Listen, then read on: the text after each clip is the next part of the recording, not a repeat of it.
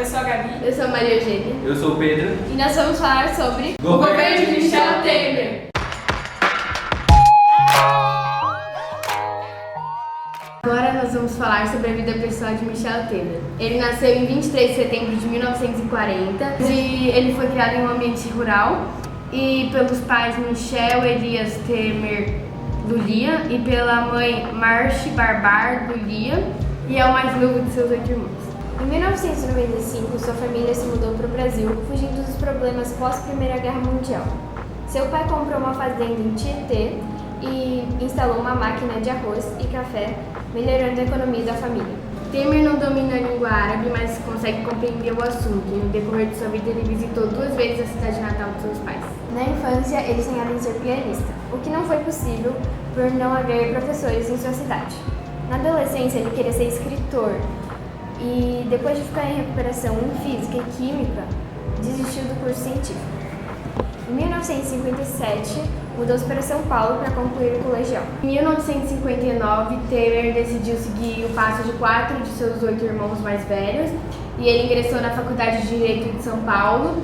E no seu ano de calor ele se envolveu com a política ao se tornar o segundo tesoureiro do Centro Acadêmico 11 de Agosto. Em 1966 concorreu à presidência no Centro Acadêmico, mas foi derrotado por uma diferença de 82 votos.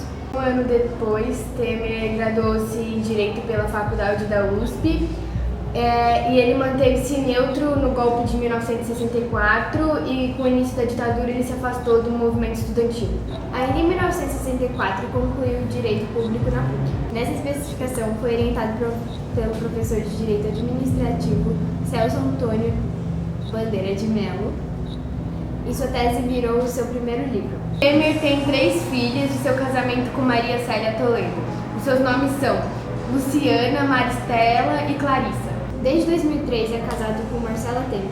Em 2008, teve um filho com ela, chamado Michel, apelidado de Michelzinho. De acordo com documentos oficiais do governo americano, Temer foi um informante da Embaixada dos Estados Unidos no Brasil e foi descrito como um trunfo para os interesses das empresas americanas em vários documentos diplomáticos que foram trazidos a público. Bom, agora eu vou falar do governo. O governo Michel Temer teve início no dia 12 de maio de 2016, quando o presidente da República, Michel Temer, assumiu interinamente o cargo de presidente da República Federativa Brasileira.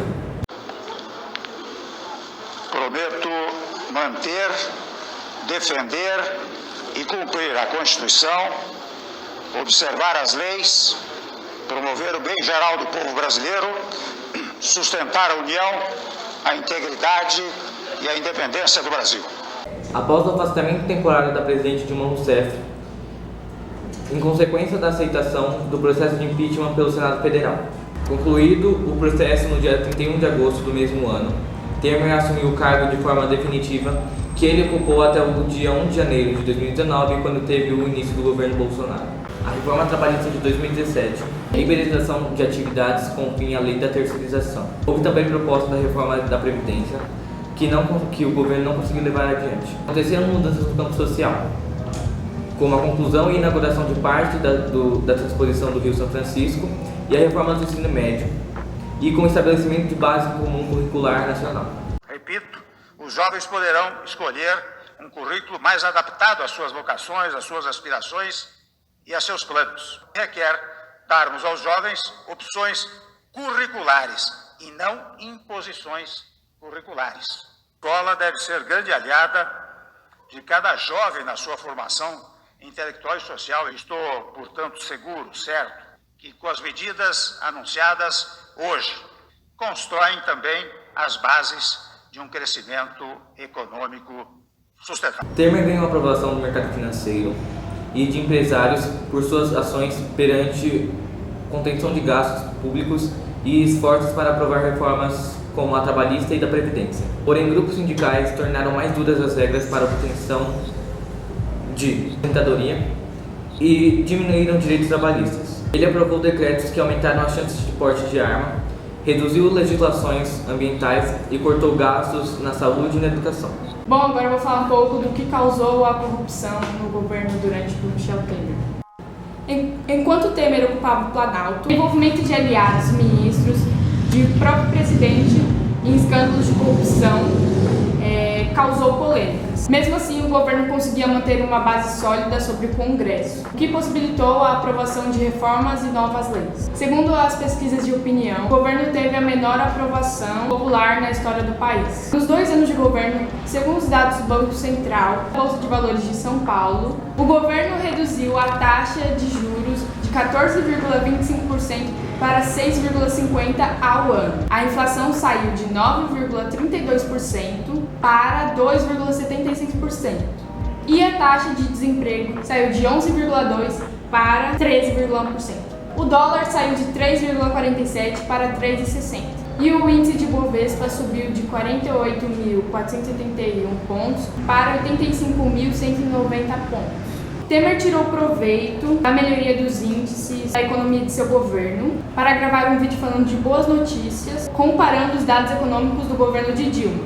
Hoje, cheio de cicatrizes e alvo da Operação Lava Jato, Temer conseguiu barrar 2 denúncias da Procuradoria-Geral da República, PGR, com a ajuda da Câmara, sob acusação de comprar votos a deputados por meio de emendas parlamentares, distribuição de cargos, projetos, medidas e demais benefícios. Acusado de corrupção passiva, obstrução da justiça e organização criminosa, o presidente enfrenta inquéritos por suspeita de participação de malfeitos. O conteúdo de gravações que me citam. A revelação de conversa gravada clandestinamente trouxe de volta o fantasma de crise política de proporção ainda não dimensionada.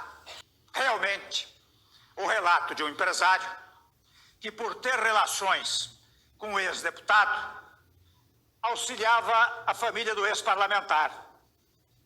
Não solicitei que isso acontecesse. Não preciso de cargo público, nem de foro especial. Nada tenho a esconder. Sempre honrei meu nome. Na universidade, na vida pública, na vida profissional, nos meus escritos, nos meus trabalhos. E nunca autorizei por isso mesmo que utilizasse o meu nome indevidamente. E no Supremo demonstrarei não ter nenhum envolvimento com esses fatos. Não renunciarei. Repito, não renunciarei. Sei o que fiz e sei da correção dos meus atos. Incluindo por ser citado em delegação por ter recebido o Caixa 2 da empresa JBS.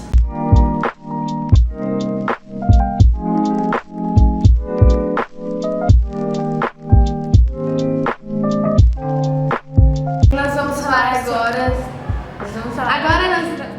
Calma, gente. Agora não precisa falar junto. A presidenta Dilma Rousseff.